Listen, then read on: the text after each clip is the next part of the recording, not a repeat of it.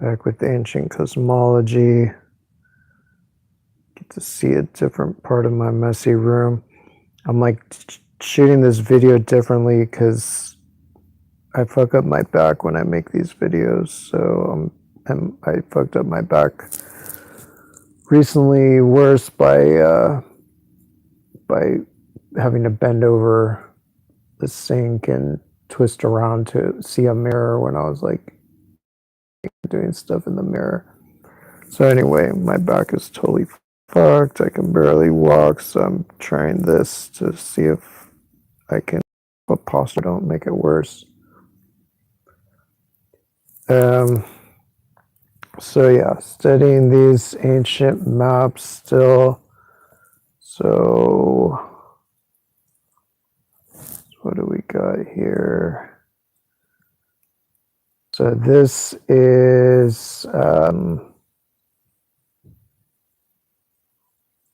let's see. This demon here is this part of the island in Alaska. And then this woman is this other part of Unga Island in Alaska. And this paper that she's reading is Popov Islands here.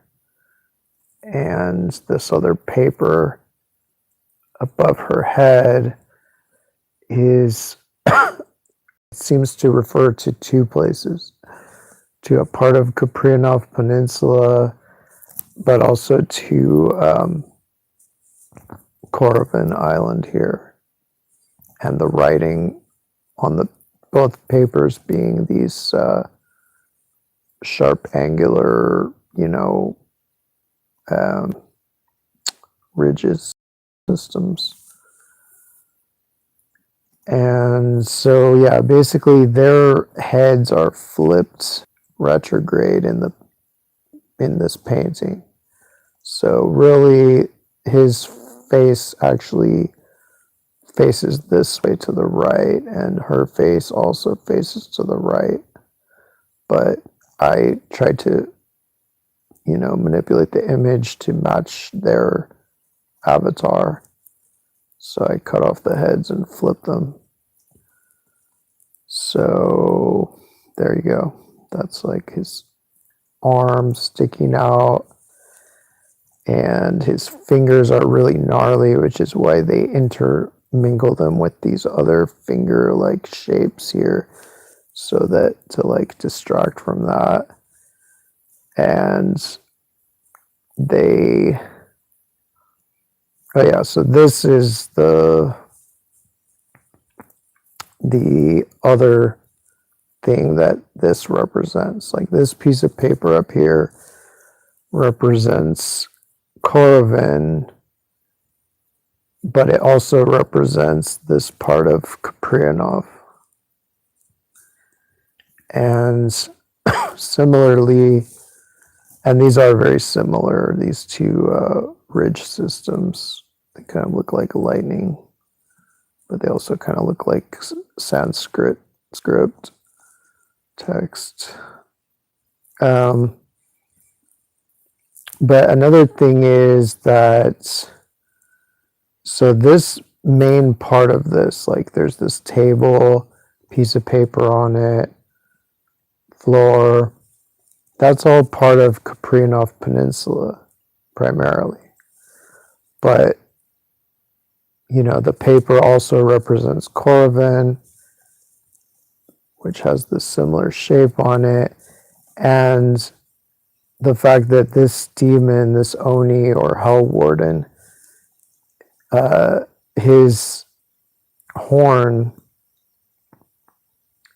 guessing it's a he, I don't know if Oni have gender, but his horn that sticks up into this dark area under the table. Like the dark area under the table is a lake in Kupreanof Peninsula. So, which is not labeled on Google Earth, so I have no idea what it's called. But at the far end of the lake in there is this shape. So I think that this represents his horn that's shown sticking there, even though his horns are also represented by shapes over here. Hai Tinazmanu. So yeah, this is one of the attendants of Yama Raja in Yamapura, Yamaloka. And so yeah, he's kind of an assistant. But it's like his tooth, I don't know how easy it is to see here, but his tooth that sticks out of his cheek, it's only kind of outlined. It's like a peninsula that sticks out and then comes back a little bit but doesn't actually connect. So it forms a little bay there. So it's basically the same shape as this little island right here. So this is a reference to that, just as they reference the similarity of these two shapes by the placement of the paper and everything here, and somewhat to this shape. This shape and this shape are referenced to each other, because even though this is supposed to be a horn on his head and this is the horn coming out of his cheek, that kind of makes it even more esoteric of a reference, because it's just a distinctive part of that avatar, or this part of this island. So yeah, I don't know if I can have a better image of that, but it really is shaped like that island, even though it's not. So yeah, this is the type of little symbolism that goes on in this system that can be communicated even without the text, because I learned a lot from the text that accompanies this, even though it's highly esoteric too. But even just by the images, it communicates all these details. It communicates that it's referencing multiple avatars of similar shapes, of the same analogous shape.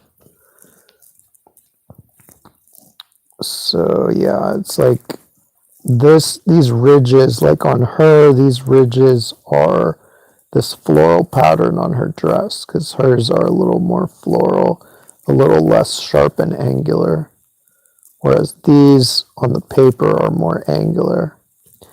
And there's no writing on this part of the paper here, but that's okay because her face is covering that up. So that's why we don't see a blank part of the page, because her face is covering this. So it's all flipped retrograde. Let's see. Well, this hand, her hand on that side of her head, is this part of this island. And her other hand on the far side of the paper is this part of the island, including these ridges right here. And then between that is the writing. So yeah, this is all like in Alaska, next to the Alaskan Peninsula, just kind of south of it. Although this is part of the Alaskan Peninsula here, and as is this. Kupreanof Peninsula is a part of the Alaskan Peninsula. So yeah, this is just these guys. So it's just showing, at least in one sense, the paper is this thing. This ridge is the writing on it. This island is this paper. These ridges are the writing on it. This woman is this part of Unga Islands, and this demon is this part of Unga Islands. And there's his hands sticking out, his legs, and whatnot. Hey guys, Conrado, how's it going? So yeah, this is the same thing, just with arrows, Korovin, Popov, and Unga. And there's that. Let's see, these are, this is the text that accompanies these. So let's see, these are from the 1800s in Japan. So let's see. It's hard to like read it through this because it won't let me hold the phone like sideways as a live stream for whatever reason. But basically,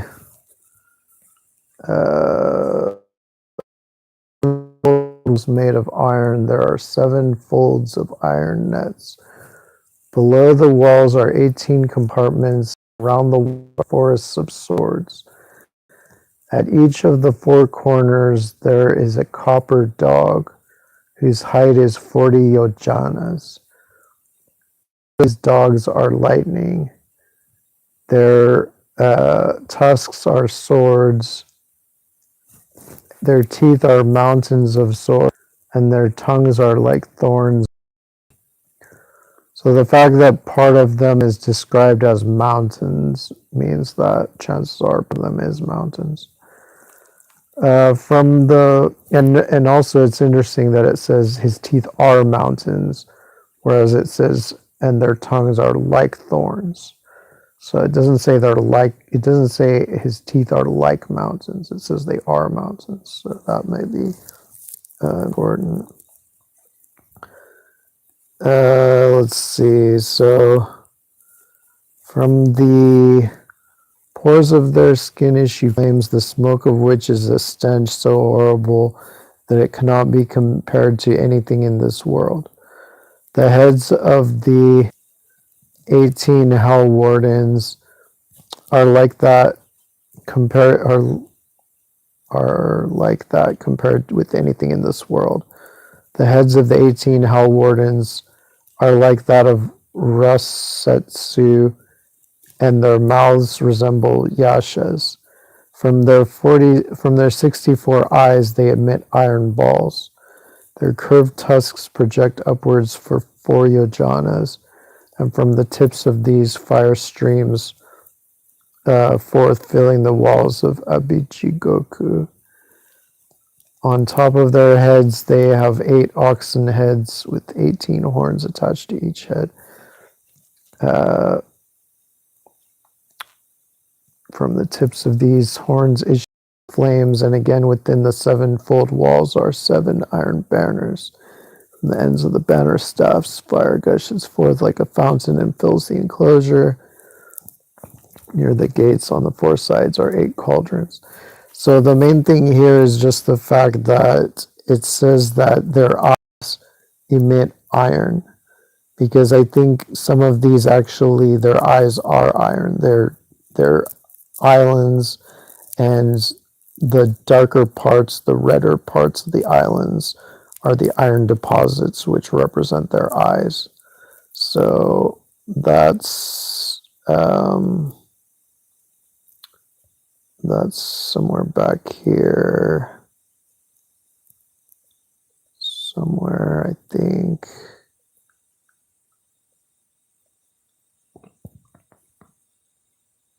Should be. Well, maybe I didn't post it.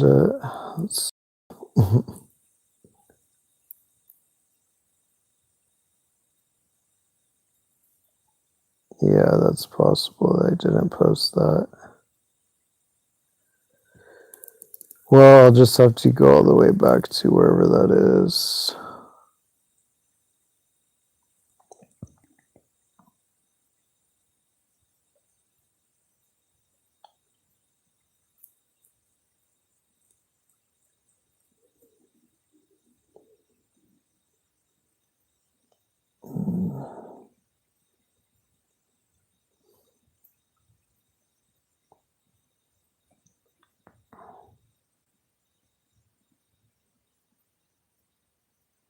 All right, so these are the eyes. This is in Trinidad. So these would be the eyes, the 64 eyes or whatever that emit iron balls, because you could basically harvest, you can mine iron balls from those eyes, quote unquote. And this is the face of Trinidad, or one of the three faces of Trinidad. And it has these iron deposits, or the eyes on the face too, I think. Like there's one here, there's one here, and I think there's one right there. There's also ones around elsewhere, but the main ones that are the eyes, I think, are here, here, and there for the head eyes, but his body is covered with eyes too.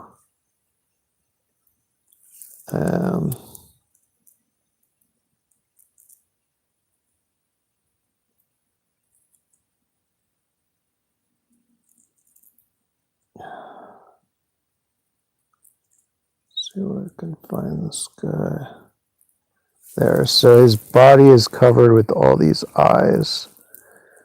I think this is Trinidad. This is one that I'm still like not completely certain about, because everything else in here in this series is on the West Coast.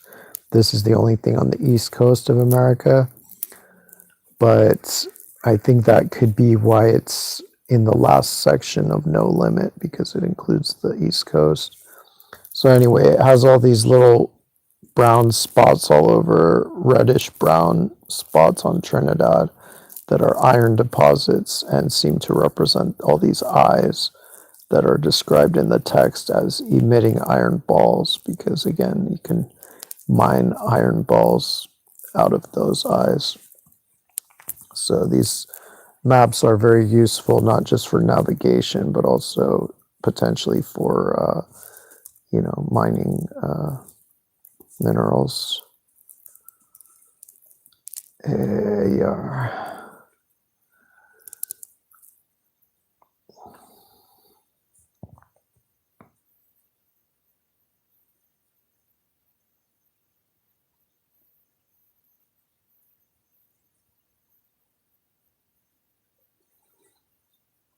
All right. So saw this Orpheus in the underworld. Well, they said that it's supposed to be Orpheus in the underworld, but I told them like it's their sign says Orpheus in the underworld.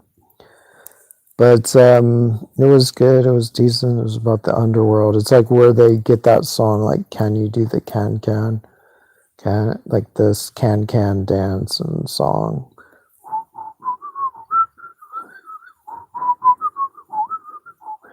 That song is originally the Gallup Infernal. So it's like they're having a big party in the underworld with Pluto. So let's see. Here's this lady reading her reading materials there. With her flowery dress here, flowery embroidery or something there. And the writing over here, and then this other blank part covered up by her head. And then this is one of her hands, and then this is her other hand over here. There's this guy. So yeah, I think this is one of his eyes, and this is another one.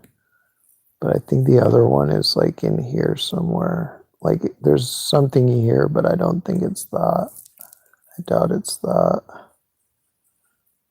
And then this area is like shallow.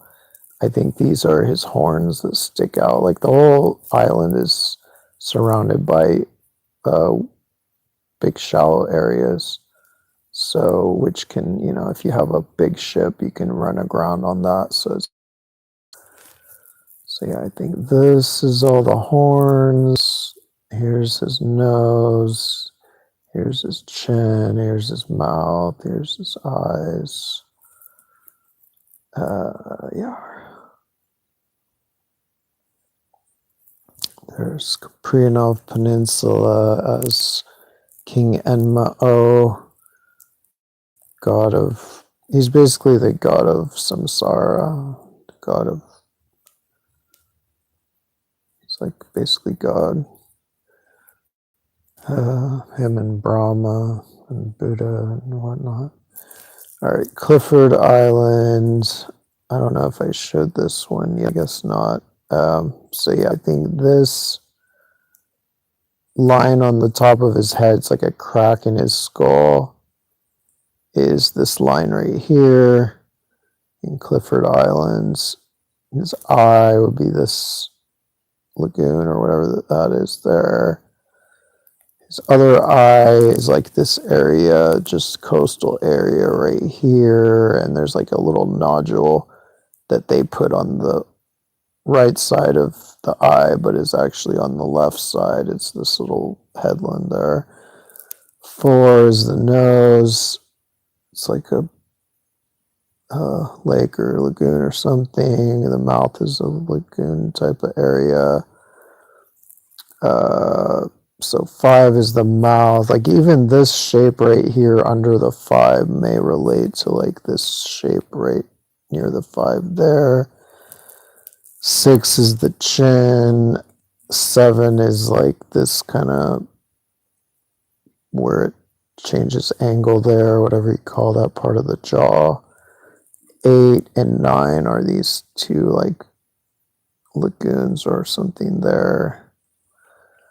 So yeah, I think the main reason they made him a skeleton is because of 4. It's because this is a pretty good skeletal nose.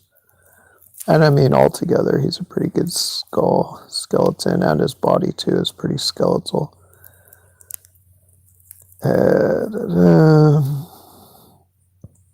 Here is Devil's Bay, Alaska, nearby there. And this is like Devil's Point or something. I don't know. It doesn't label it on Google Earth. But he has this cheekbone that's distinctive that kind of connects to his nose. And then he has these big nostrils. Like this is like a big ass nostril here and another nostril here. And it relates to these bays in here. And he has this kind of little smile and whatnot. So yeah, basically this is the nose. 1 is the like bridge or whatever. 2 is this big huge nostril that's this thing here. 3 is like the opening of that nostril, this bay here. And 4 is the opening of the other nostril, which is another bay right there.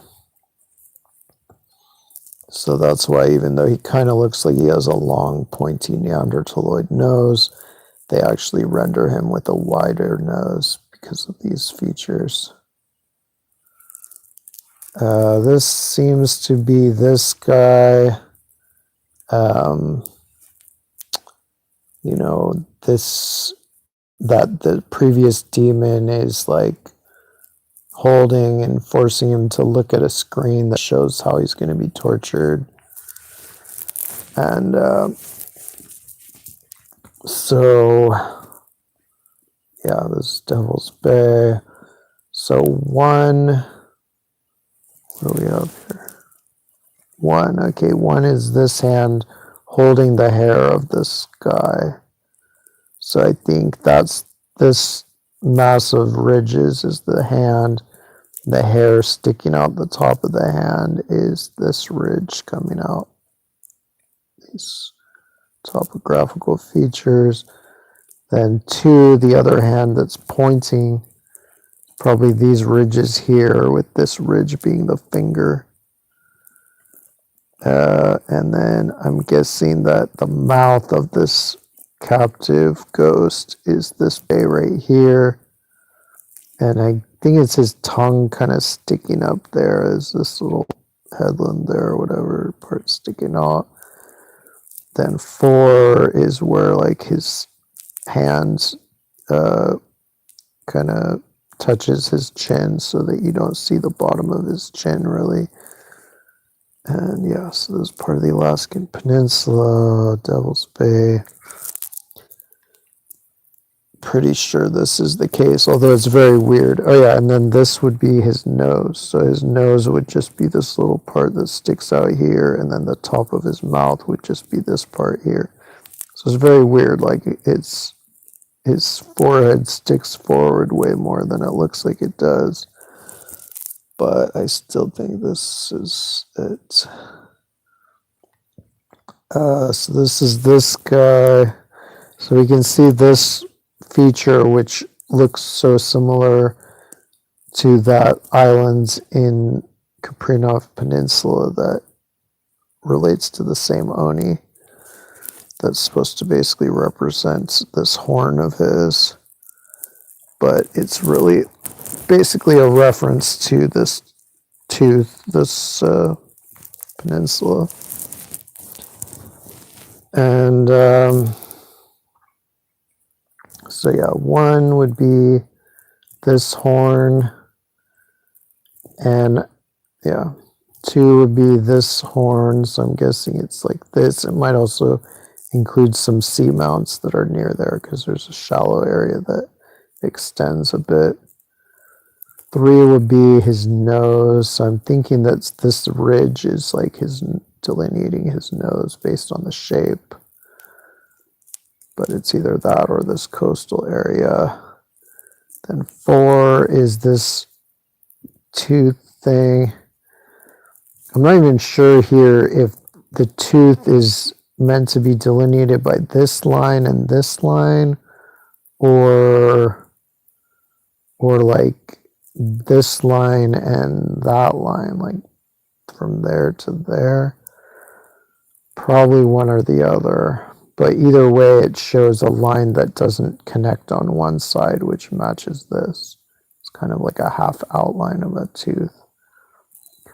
And yeah, the eyebrows, I think, are like this shape and color in there, the reddish stuff. And then the mouth is in here, the lower jaw is here, the mouth is there. Then the other tooth is just this other colored shape there.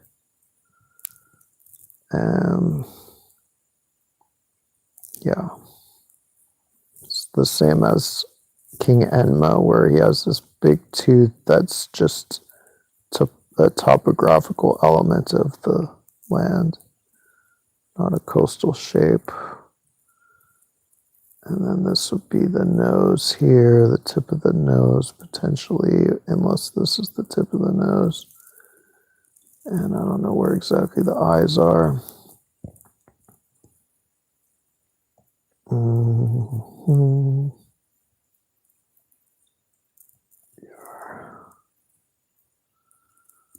It's like weird miasma mist coming up from the ground the other day that I was trying to like photograph.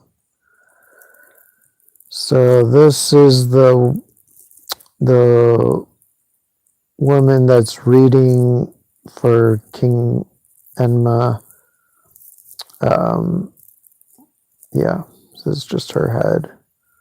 So she has like a distinctively long nose and a distinctively long like nostril. So that's either like this part or even like some of this kind of line that goes in there.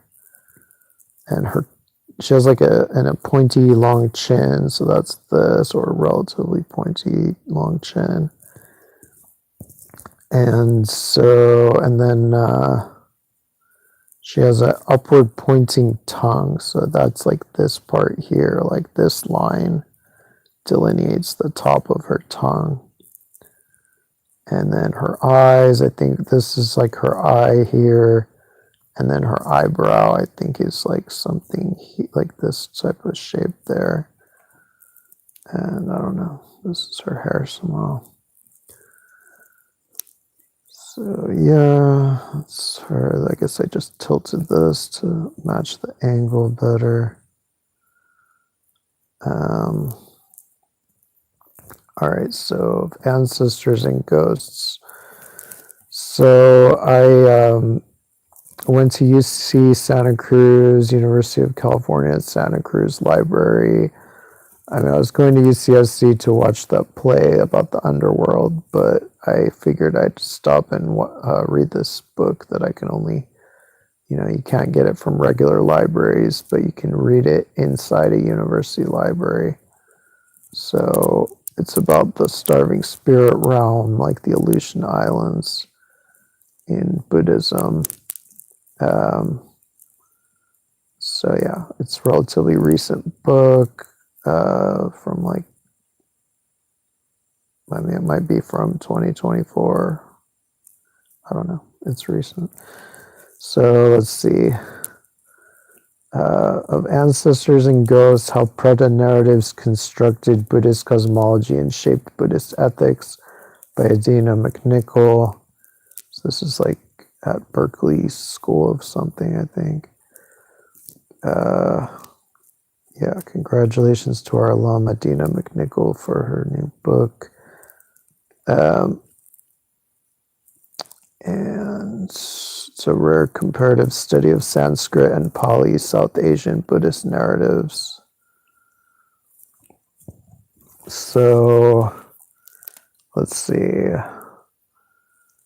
Friend of the minister asked. So it's like they show how they just use these islands and the shapes of these islands to like make little moral stories that, are simple and easy to remember. So like they show that, let's see. One day after leaving the company of the king, a friend of the minister asked if he had indeed observed the Uposatha. So this is like something that all the ministers are supposed to do, but he's like not doing it secretly. This friend then convinced the minister to observe it for merely half a day. The minister agreed, went home, rinsed his mouth, abstained from food, and observed the Uposatha. But he died during the night, whereupon he was immediately reborn as a Preta. So Preta is like the Sanskrit name for the starving spirits, starving ghosts, the hungry ghosts. Like they became cemented as the hungry ghosts in East Asia, but before that they were just called Pretas, and they included the distinctive hungry ghost spirits, but they also included other ones, other types of Pretas. And its Preta seems to be related to Pitru, which was the Hindu name for the ancestor realm, the departed realm. So yeah, he died during the night, whereupon he was immediately reborn as a Preta, inhabiting a celestial mansion inside a mountain. So there certainly are big mountains in the Aleutians. Thanks to keeping the Uposatha for that single night, he received the celestial mansion along with the retinue of 10,000 women and the delights of heaven. And this might also relate to how the areas that represent heaven, which I think is Greenland. Greenland seems to represent the northern heavens, but it also is near enough to Alaska that there might be some overlap, which might explain how he could be both in the Preta realm and in the celestial realm. And similarly, like Yama, King Enma, he's the lord of the Preta realm. He's the lord of the underworld. He's also the lord of the lowest of the heavens, the first heaven. So I think it might indicate that this area is a very liminal zone between realms. So thanks to keeping the Uposatha for that single night, he received celestial mansion along with the retinue of 10,000 women and the delights of heaven.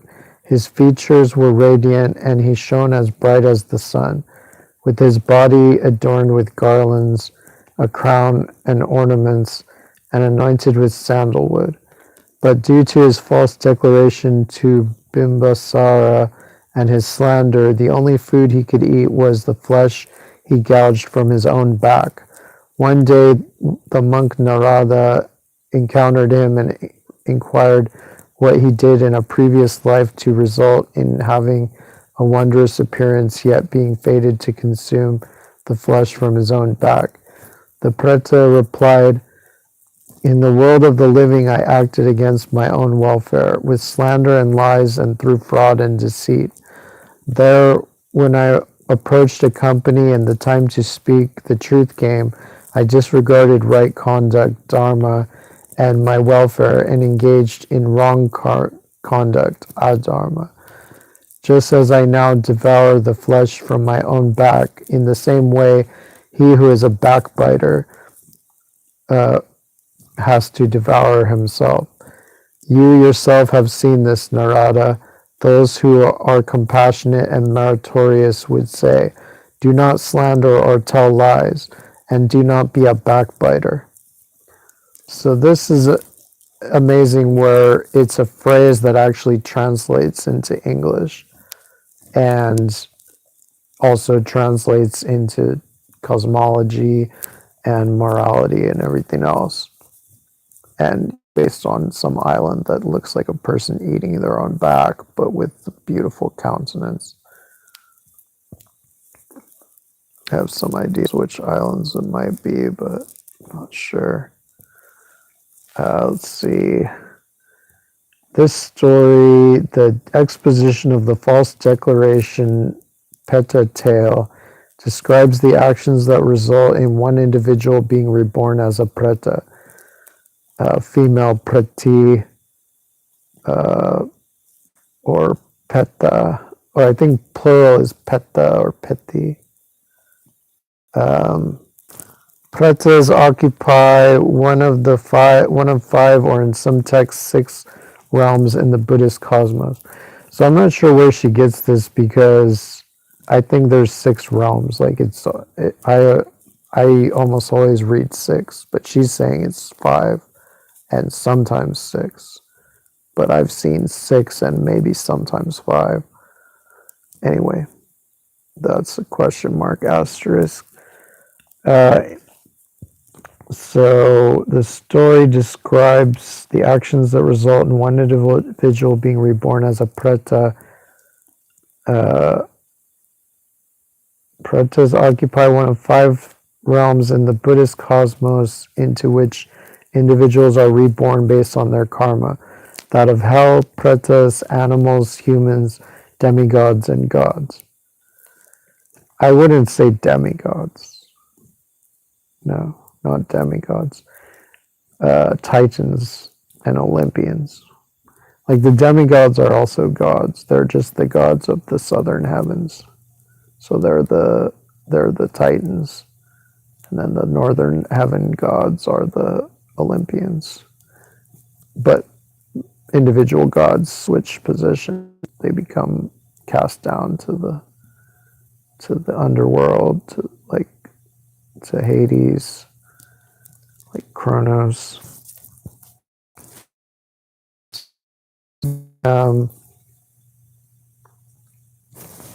What happened? I don't know what happened. So then the heavens expand.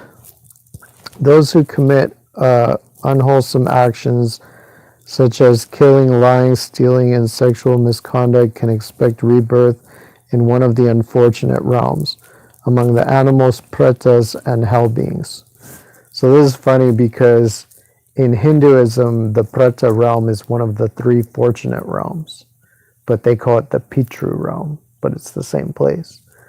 So that's one thing they switched. And of course, in a lot of cosmologies, hell is the paradise. In fact, in a lot of cosmologies, hell is paradise. The underworld, Eden. So these realms are situated in a world system oriented around a central cosmic mountain, Mount Meru. The heavens expand from the highest tiers of the mountain upward, while we humans reside on Janbudvipa, the southern of the four continents, sitting in the oceans around Mount Meru. The hells lie deep in the earth below us. As for pretas, they are scattered across multiple regions in the Buddhist cosmos. Depending on the type of text and specific preta, one can find them in the lowest levels of heavens, the regions inhabited by animals and humans, or in a subterranean abode located above the house. So that's the Aleutians, is the subterranean abode located above the hells being America. It is this last location that is featured in figure 1.2, which situates the pretas against a yellow background, portraying them as naked beings with bloated stomachs, skinny necks, and disheveled hair. That's like, a lot of the Aleutians, they have these big volcanic mountains, which are their bloated bellies, but they also have these skinny peninsulas, which are their skinny necks. Or especially it matches Unamak, which is the biggest Aleutian. It has the biggest mountain in the Aleutians. It's like a 10,000 foot mountain, and it also has the shape of like a really skinny neck. So let's see.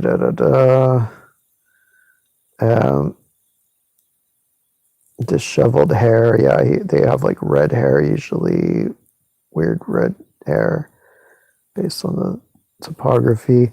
Some experience an additional torment of being enveloped by flames. At the center of their realm lies a city, their main residence, occupied by Yama, Lord of the Dead. So Yama is Enma in Japan, but same thing, just a different pronunciation. Also called King Emma. So I prefer using Enma over Emma, just because Emma is like a woman's name in the Anglosphere.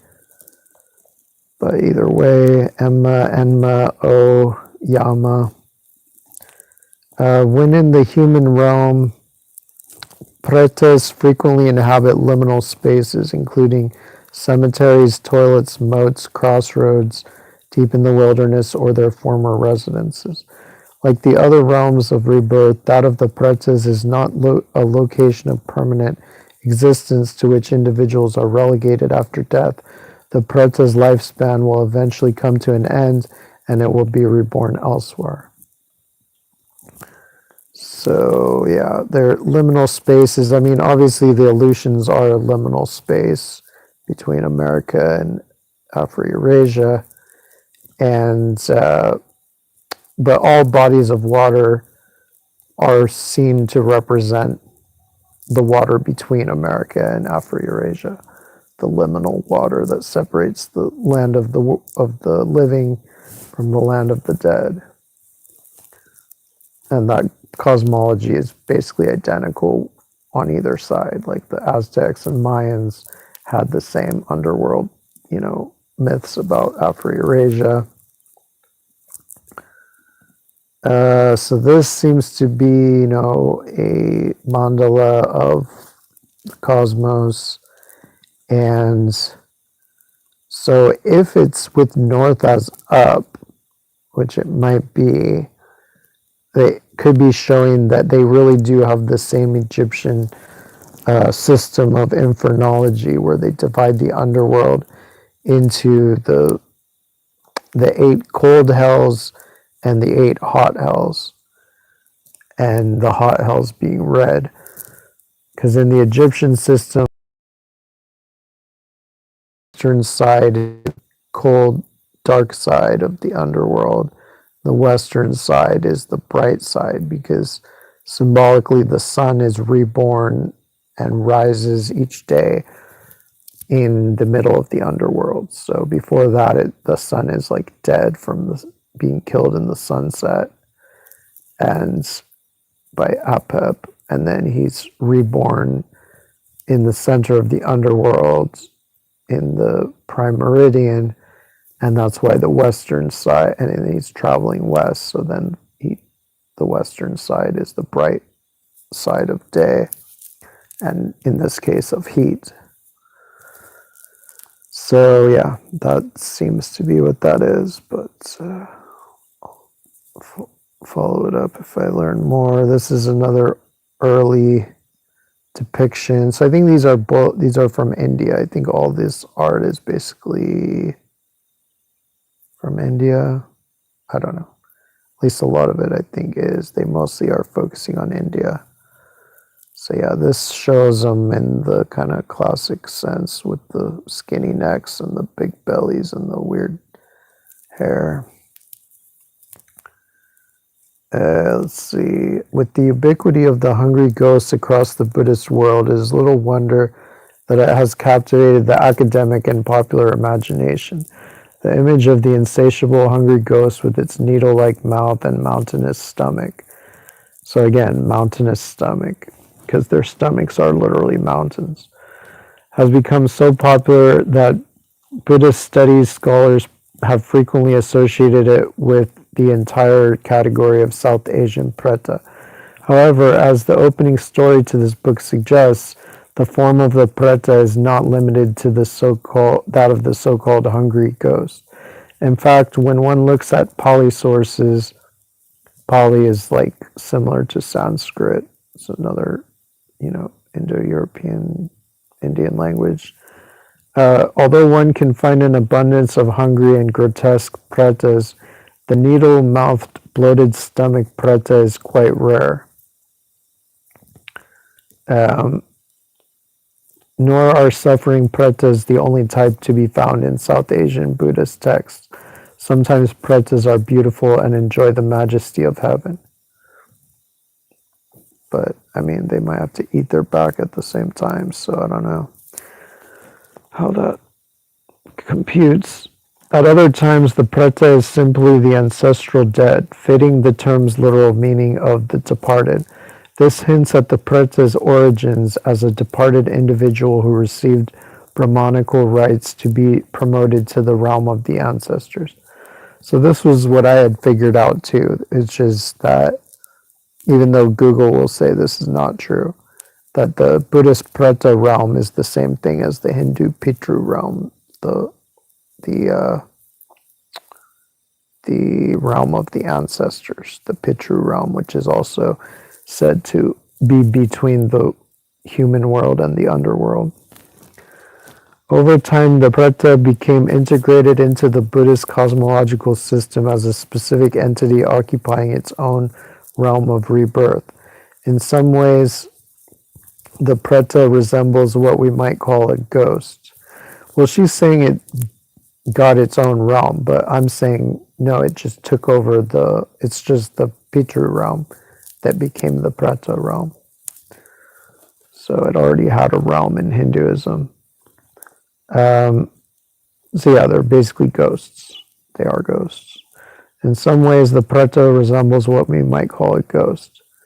And there are ghosts in the hell realms too, and maybe some of the other realms. Well, pretas constitute a separate rebirth destination. Well, I mean, I guess you could say the ghosts in the underworld are just people that are reborn there. So, yeah, I don't know. While pretas constitute a separate rebirth destination such that an individual reincarnated as a preta is not the same being they were while human, in practice, the preta frequency exhibits some continuity with its former human identity. In many stories, humans born as pretas remember their past familial ties and return to the living to beg them for offerings. These family members may offer gifts on behalf of their departed relatives through the meditation of the Buddhist Sangha. Sangha, that's like the congregation. The preta therefore walks a fine line between departed ancestor and anonymous ghosts experiencing the fruits of its prior actions. So this shows some pretas again. A picture book of Buddhist Hell, a manuscript in Tibetan language, Mongolia. Okay, so I guess the art does include stuff outside South Asia, but just the texts it cites are South Asian, early South Asian Buddhist. So yeah, I don't know, like this red thing, that could be the Alaskan Peninsula or something, I don't know. Not sure, but they definitely look like the other depictions. Literature could develop, let's see, the notion that Preta literature could develop Buddhist ethical thought prompts us to consider new ways of thinking about the relationship between ethics and cosmology. As noted earlier, the dismissal of indigenous cosmologies can be traced back to colonial knowledge production, in which scholars, in conversation with Asian Buddhist modernist reformers, developed new forms of Buddhism tailored to modern scientific rationalist romanticist. I mean, it's funny that they talk about rationalist, because like modern rationalism is largely delusional. It's a false rationalism that's based on the false premise that mythology and religion are all literal and just a complete ignorance of metaphor. So, yeah, the actual traditional religion and mythology is much more rational than so-called modern rationalism, unfortunately. I mean, I consider myself a rationalist, but if rationalism contradicts symbolic cosmology, then it's a false rationalism. So yeah, they change the religion of Buddhism, they tailor it to modern so-called scientific rationalist, romantic, and monotheistic religious discourse. These new hybrid forms of Buddhism, often called Buddhist modernism, frequently present to deep mythologized visions of Buddhism that psychologize cosmology as representing aspects of the phenomenology of everyday suffering. So, I mean, I think there's truth in that the cosmos does represent psychology, but it also is actual maps that you can use to navigate. Like, I've used these maps to learn much better American geography than I ever knew in my whole life. So I would be able to sail pretty well around a lot of, at least the West Coast, based on these maps. So, yeah, but it also is psychology.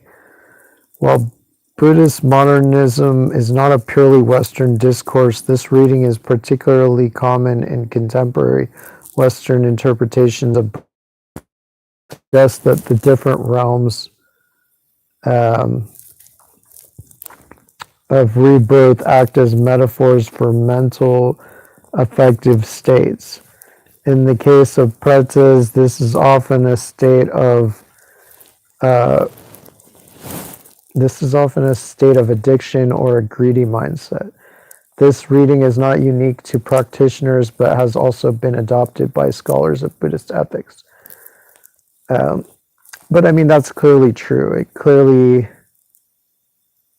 is a mix of things, you know, it's a mix of all the things: psychology, ethics, and geography and astronomy. This reading is not Charles Goodman, for example, in his interpretation of Santideva's training anthology, proposes much of what Santideva says about hell can be understood with very little interpretive license to refer to the ways in which actions carried out in this life produce karmic results in this same life, either by their effects on our external circumstances or more frequently by their effects on how we perceive the world around us. While he is careful to note that not all of the training anthologies should be understood this way, he finds this interpretation the most viable aspect of the traditional theory of karma for a worldview of today. But of course, none of them consider that it's geography because they're too out of touch with these type of systems and traditions. As conditioned as bodies are, they also condition us, constraining or facilitating our movement in the world and the actions we can take for our own soteriological good. The enormous difficulty of generating merit upon being reborn in the lower realms is illustrated in the Sutra on the application of mindfulness of the true Dharma through a comparison of the likelihood that an individual has of being reborn as a human after falling into the lower realms, to the chance that a blind turtle surfacing from the depths of the ocean once every 100 years has of penetrating the hull of a yolk floating on the surface of the water. So this is a paraphrase of the Christian, or I'd say more likely the Christian camel through an eye of a needle is paraphrasing this, or paraphrasing whatever this is paraphrasing, or whatever this is quoting. Some early tradition that has similar language. Because this is saying, if you're born in one of the bad realms, which they arbitrarily decide are America, the Aleutians, and Oceania, basically the oceans, be reborn again in the upper world of Afro-Eurasia, unless you can, like, you have the same chance as a blind turtle going through the whatever the heck.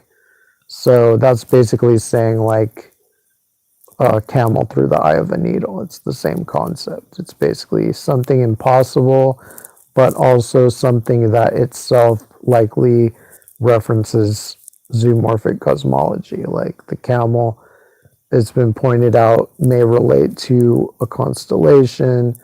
Similarly, the turtle represents Vishnu, which represents the cosmos. Like this whole, like, it sounds random, like a throwaway phrase, but it's actually very full of meaning, both astronomical, geographic, and moral. Perhaps moral, actually. I don't know if there's a moral aspect to this. Penetrating the hull of a yolk floating on the surface of the water. So that's like the eye of the needle.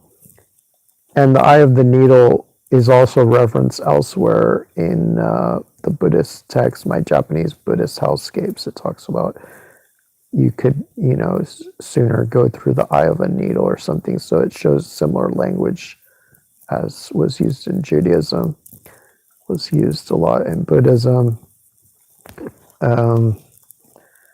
So bad karma then does not simply impact a single lifetime, but influences one's future embodiment for untold lifetimes to come. So it's all symbolic. Like, nobody knows about the afterlife. That's the point. Like, if you can understand these maps, then you understand that the afterlife is symbolic. It's not literal, because nobody knows what the real afterlife is. As Plato said, basically, he's like, this is all like a possibility, but really nobody knows. Mrozik's notion of physiomorality moves beyond the mere illustrative nature of the body in relation to morality to demonstrate that ethical cultivation is an inherently embodied process. Aesthetics, in effect, are closely tied to embodied ethical action and the cultivation of an ethical self-body. As Haim attests, for Buddhist thinkers, the state of our mental lives, including feeling, perception, emotion, attention, and mastery of one's psychological experience, is intrinsic to karmically efficacious action. Emotions play a crucial role in the actions of the characters in Preta tales.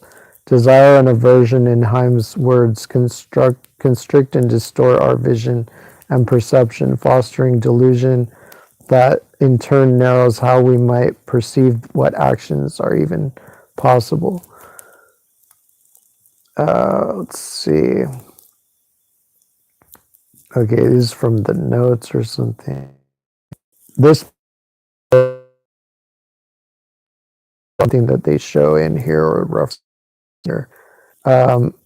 This picture book compiled and traded from the Mongolian by Bandita Sebel, whatever the fuck, was made in Mongolia. It's funny that Mongolians are literally called Bandita.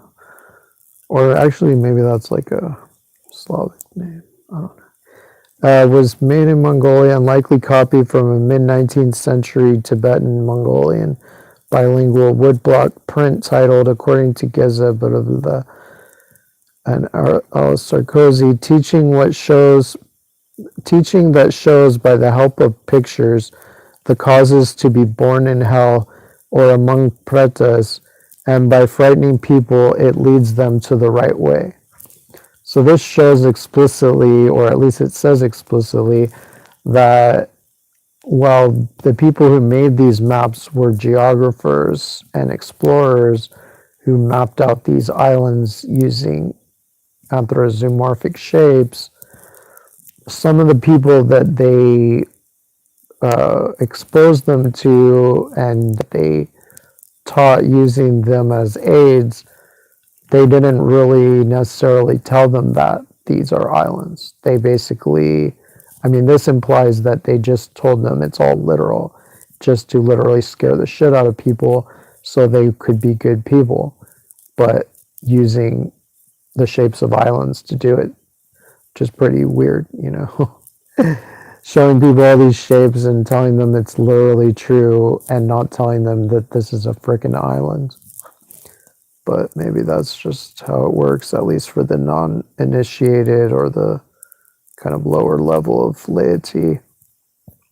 Some avadanas have parallels in other... okay, I don't know what this is about. Such is the case in the merchant Avadana, in which a monk hoards his possessions and refuses to share them with other monks.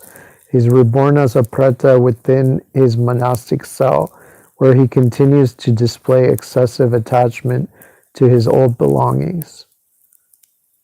So he's somehow still living in the same place, or they recreated the same place in the preta realm. Similarly, in the blind from birth story, a nun neglects her training.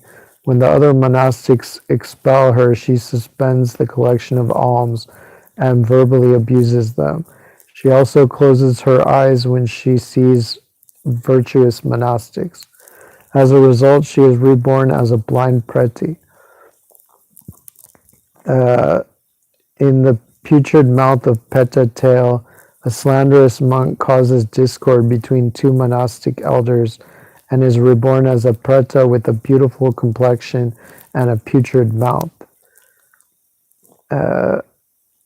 In this, in its citation of the Sutra, mentions that a superintendent monastic who is stingy over the possessions of the Sangha, the congregation, will be reborn in the preta realm.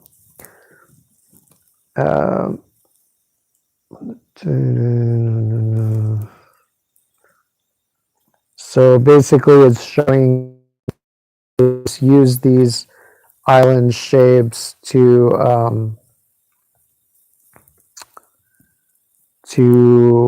you know, illustrate these stories. You know, it just fits together. It's memorable. So the backbiter has to bite his own back. The shit talker has a shitty mouth, putrid mouth. The person who ignores the truth and ignores the virtues of others is blind in the preta realm. So these are very simple moral stories using the shapes of islands. Let's see. Further observes that particular psychological states are described in terms of an encounter with beings with cosmological significance or vice versa. such as Mara's armies overlapping with the 5 hindrances. This correspondence Gethin proposes is a reflection of the Abhidharmic understanding that the physical world which each being lives in and experiences is one that is the result of his or her past karma, and that the particular physical sensations that beings experience are constructed mentally insofar as each one is a result of past karma. So they spell karma and dharma without the R, so that must be like an earlier or another way. On this topic, Goethe remarks, in some measure, we must allow both a literal and a psychological interpretation. Both are there in the texts. So I would say that's true. The literal one was for, I guess, the children and peasants and stuff, and the laity, and the psychological one was for everyone, and then the actual cosmology was just for the initiates. Let's see. Once upon a time, a caravan leader named Shrona Kotikarna embarked on a trading mission. When on the way home, he wakes up to discover that his caravan accidentally left without him. He strikes out into the wilderness, exhausted and thirsty. He wanders until he finally reaches, in turn, 2 tall and lofty iron cities. At the gate of each city stands an imposing man, dark, fierce, and angry, with red eyes and a huge body, brandishing an iron staff. Kotikarna approaches the man to ask if the city has any water. The man remains silent. Kotikarna asks again. Silence. Kotikarna then enters the city.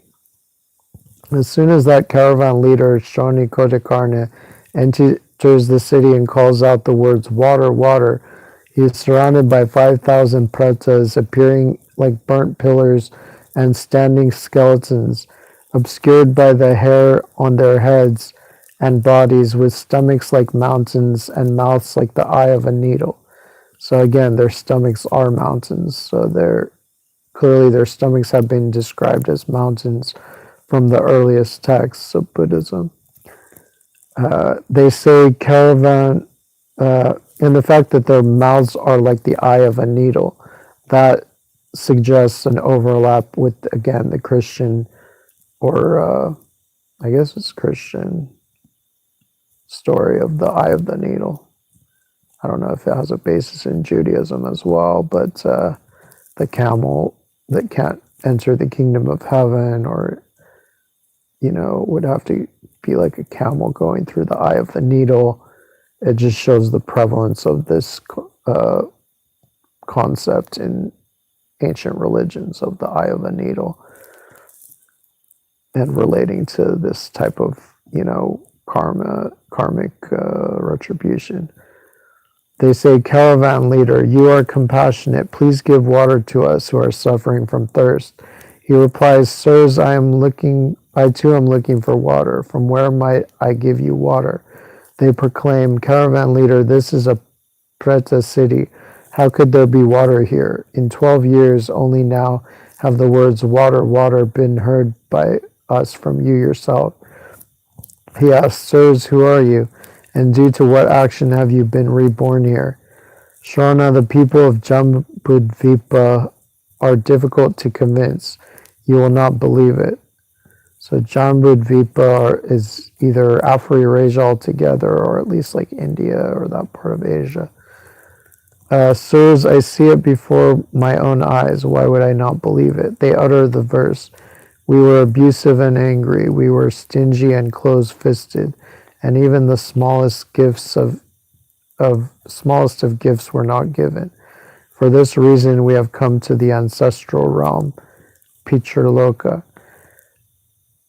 So here it actually calls it Pichurloka.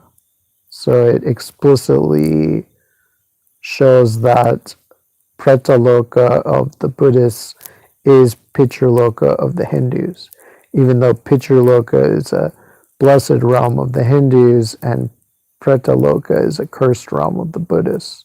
But it just shows how arbitrary these things are. Um, all right, so this is in near Enma O. She's like reading something for King Enma. So number 1 is her hair. Number 2, whole peninsula there. Number 3 is her chin. Number 4 is this floral pattern on her dress.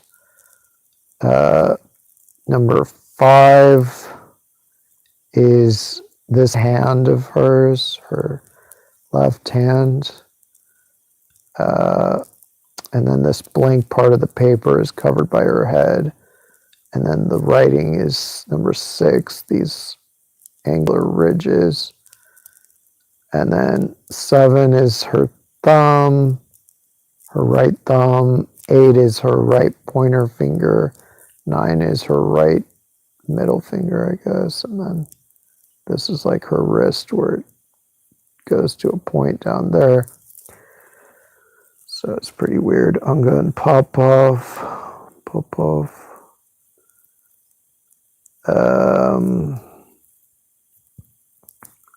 Unga Popov.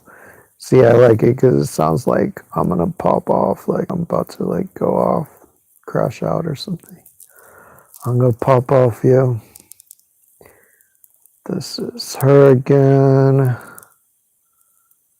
This is Kuprianov, King Enma O, the lord of basically the cosmos. And so, yeah, this is like his nose, his chin, his mouth, he's smiling, his tooth, and like this is his, like his ear and his earring like are higher up.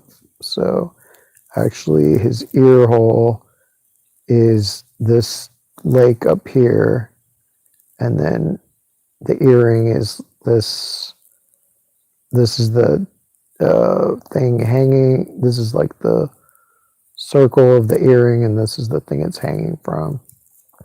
And then this is all his hair. So maybe he's a ginger. And then this, at least from this angle, seems to represent his little whatever that is on his chest, his superhero emblem. So yeah, he's like Saint Peter, he's Adam, he's Noah, he's Saint Peter, he's all the things. Like,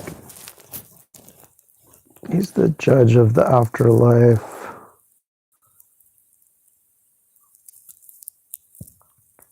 These are all just different, tweakings of the same image. So yeah, so it shows this paper here. Oh, actually, I don't know what's up with this. I think I just reposted the same thing.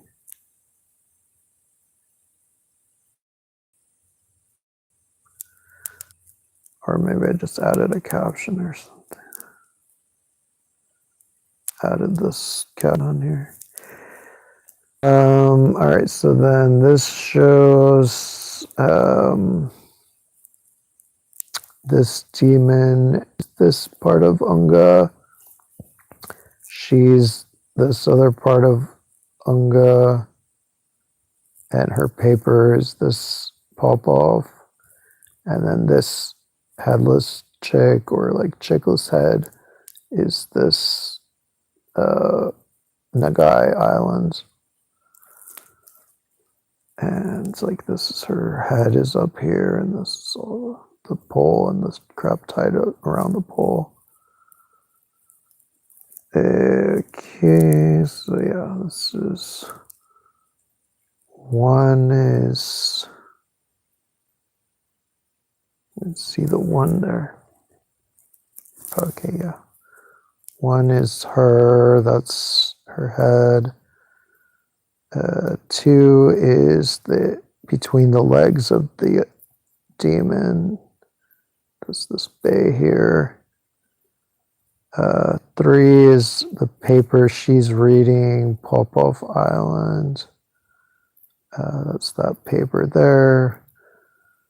4 is this paper here behind her, which is both Korovin Island nearby there and this part of Kuprianov Peninsula way over here. But these are still some of the closest islands to that peninsula. And so yeah, here's the demon. Here's the lassie there reading the paper. Here's the other paper, and then here's the other iteration of the same paper with the same writing on it from right here, basically. This is in California. This is Santa Rosa Island as a Japanese Buddhist demon. So it seemed like they might have, Google Earth might have updated its image of this, so I wanted to make a new comparison. He's like smiling. He kind of looks like Patrick Star to me, so to me he's Patrick Star from SpongeBob SquarePants. Alright, so here's Kuprianov as King Enma, and then this as, you know, this demon. So I tweaked it, flipped it the other way. So demon's there, the lady's there, her paper's there, and this is that paper, which is also this thing. So here you can just see the similarity of this type of writing, quote unquote, of these two ridge systems. Here again, you can see the similarity. This is with south up, and this is with north up. So they're like reverse images of each other. And then this area is like these the checkered floor, you know, like in Masonic lodges and stuff. It's like, I don't know if it needs the snow, because I think with or without the snow, it has a similar effect, but the snow might even make it more perfect. So yeah, there's this one is an iteration of that, which is that. This is her, he is him, etc. This is that.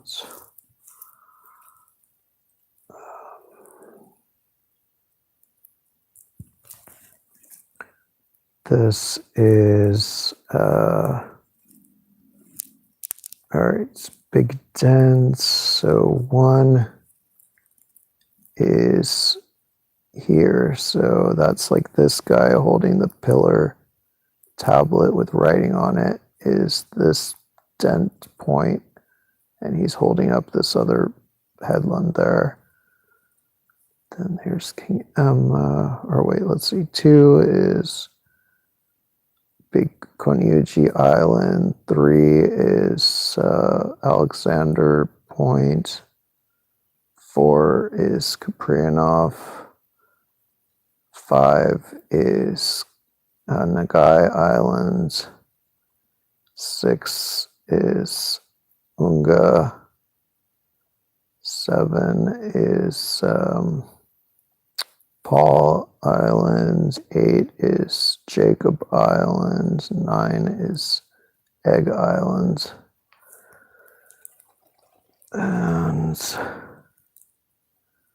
yeah, so this shows how similar these two features are. You know, this is in Korovin and this is in Kuprianov, but they seem to be portrayed as two iterations of the same thing. So yeah, there it is again. Same basic shape. This is Paul, Jacob, and Egg. Egg is much smaller than the other two. So, and they're twisted around, like this one's retrograde because his face is actually on this side. This is his chin. And yeah.